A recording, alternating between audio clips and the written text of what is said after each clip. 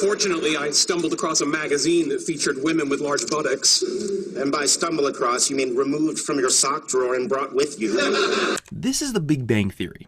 You've never seen it, you can't stream it anywhere, but it exists. And it's very, very weird. But more importantly, it's very bad. I've looked at a few unaired pilots for this channel, and this is an entirely different show.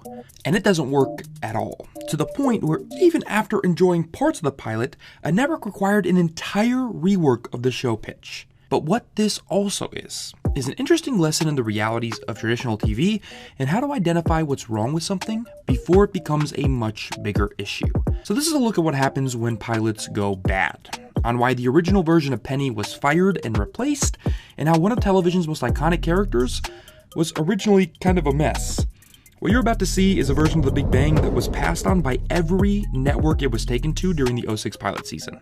Oh, and the pilot's a black mark for the network and can only be found in standard def, so that's what you're getting here. He's just acting on his evolutionary imperative to protect a fertile female in jeopardy. Oh good, I was afraid it might be something creepy. This is the original version of Penny in The Big Bang Theory. She is borderline unwatchable in this pilot. The high-level structure here is kind of the same. The guy started the DNA bank, then young woman is alone, meets two nerdy guys, and moves into the building. What's his problem? This isn't where we normally sit. We sit at that table over there. That's our table. Hey, I cannot impose on you guys. Thank you. So right up front, we'll just say it's for 3 days. A week tops. Except here, she comes to stay in the guy's apartment, and the problems start from there. For starters, Katie, who would obviously be turned into Penny in the final show, is just plain mean. In fact, in audience testing, creator Chuck Lorre would later say that the biggest feedback was that audience members wished, and I quote, that the mean lady would stay away from the sweet boys. This version of Penny doesn't care about the guys. She's manipulative, angry, and frankly, unenjoyable to watch. It doesn't help that Amanda Walsh, the actress playing Katie, who is quite good, has absolutely no chemistry with Jim Parsons and Johnny Galecki. You're asking me to dinner? Yes. Why? And that's a problem when you're going to have your character, who in this pilot, spends a bunch of time making fun of the guys for their inexperience with women. In fact, Penny's presence here plays more like a screen test than a pilot. It doesn't work. Lesson here in casting. You hear about chemistry a lot in film and TV, and probably have a hard time identifying when it works. And that's because it's working. There is chemistry. When you cast actors who don't play well off of each other, especially in sitcoms, however, the timing becomes an issue. Jokes don't land, emotions don't come across, and the easiest way to spot this is actually to watch movies like Alvin and the Chipmunks or Hop, or even Transformers. Watch how detached the actors seem from their CG counterparts, or how much they have to overact to make up for the fact that there's usually nothing but rubber balls in front of them on set, and they're not playing off of anything, and so a lot of things are either flat or incredibly overacted, but mostly flat. If you get the same feeling from characters on a sitcom, that's how you know there's a chemistry issue in casting. When it feels like they could be engaging with rubber balls. When it feels like there isn't a human in front of them. And that's present here. Penny isn't charming or funny. She almost plays like a villain. But she's not the only character that feels off. We were in costume, of course. He was doing such an effective job of portraying a Vulcan caught up in the pond farm mating fever, I couldn't say no. Where things really take a turn for this pilot is in just how dramatically they had to change Sheldon Cooper after it.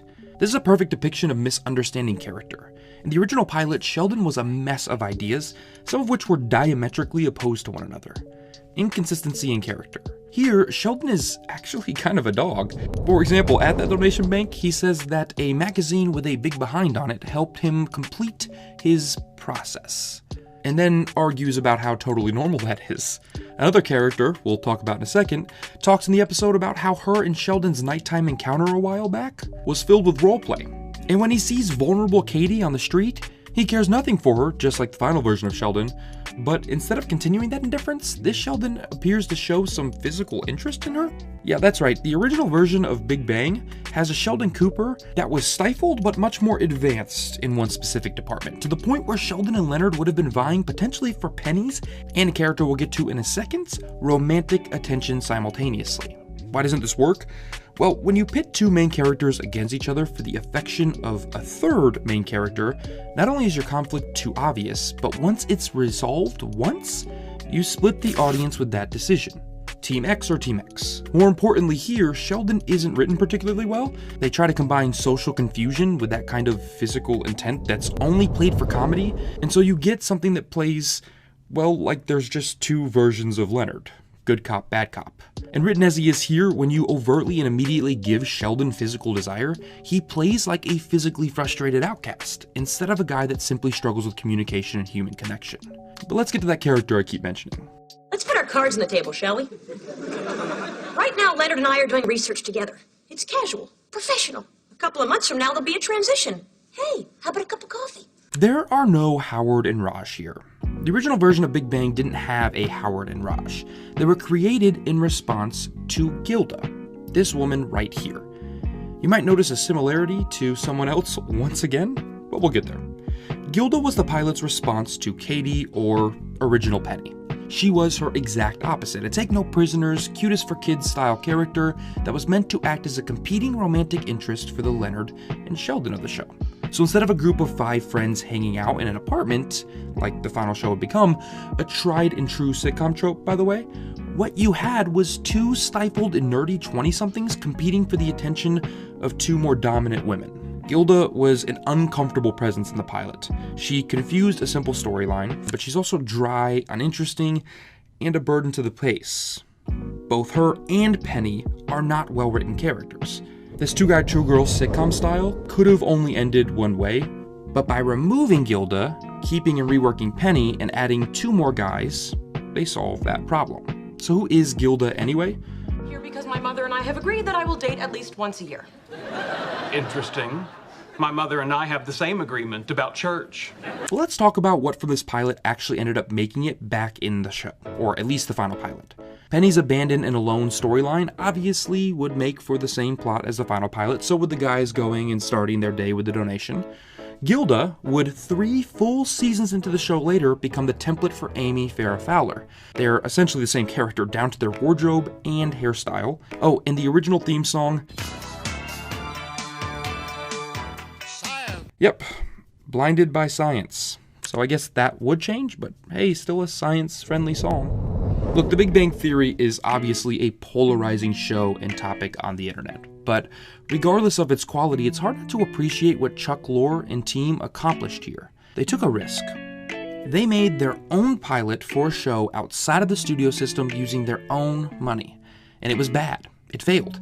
But instead of being defiant and saying, they just don't get the genius of my thing, or we're just not talking to the right people, if we find them, they'll understand our show, they swallowed their pride, took the feedback, went back to the drawing board, and turned one of television's worst failed pilots into one of the most successful sitcoms in TV history. Whether The Big Bang is for you or not, it is one of the finest examples of course correction in the industry.